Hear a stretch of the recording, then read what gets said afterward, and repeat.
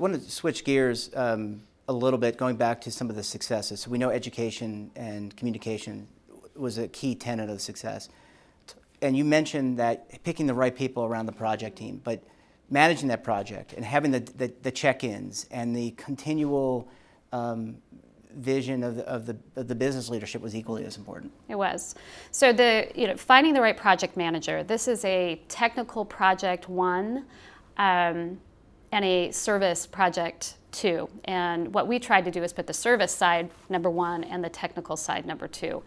There are going to be things that you don't plan for that will arise in the project, and you have to make some pretty tough decisions. And so we had a very aggressive schedule to the transition, and we know that we're a very complex plan that had never been transitioned before, right? So startup with one record keeper, been there almost 20 years, and the plan had not transitioned. And so we knew that there would be things that we had not expected that would likely come up, and that did happen. And when I made the call basically to delay the implementation of the project or the go live date. The relief that happened within the organization, you could feel that. So I went around and talked to all of the teams.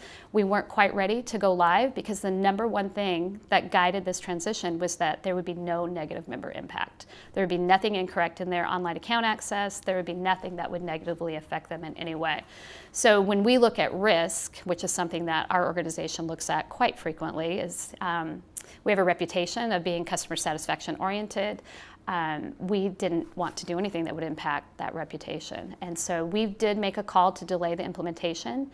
And our current record keeper, ICMA RC, worked really well with us in extending our relationship so that we could get this put in place in the way that we knew that it had to be. So it's really, for the benefit of the audience, it's laying out those tenets of what's important, and then everything else kind of finds its way into place. So the transition date, the scheduling the transition date, the things that you're going to cover with employees or members, that's important. So once you know your principles, everything else just falls into place. It does. At least it more easily falls into place. There's still tough calls that you have to make because you do take a little bit of a hit on the fact that you didn't hit your initial date, but ultimately it was the right call, and I'd make that call again. And I mean, these are, you mentioned it before, these are really complex transfers. I mean, you're not only transferring assets, but you're communicating. People have to get new PINs, new login information. You've got different administrative systems that don't necessarily line up because they're different. And so, the data feeds, all these things have to come into place, and that's part of this project plan. I'm not sure that anyone who's never gone through this probably doesn't understand the level of complexity and detail that's needed. Exactly. And, in talking post-implementation, we just went live here a month ago, in talking with Empower, this was probably their most complex transition they've worked on.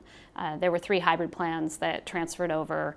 They already have our 457 plan, so they knew a bit about our commitment to customer satisfaction. So they knew that we would not forfeit anything that would negatively impact the member. But this was the most complex transition they've done. And I think, frankly, it was a good project to go through because I think it did seal in those values even more for the ongoing relationship that we will have with them. Yep, and all hands on deck at the record keeper and kind of bringing it all together. So that was right. real positive.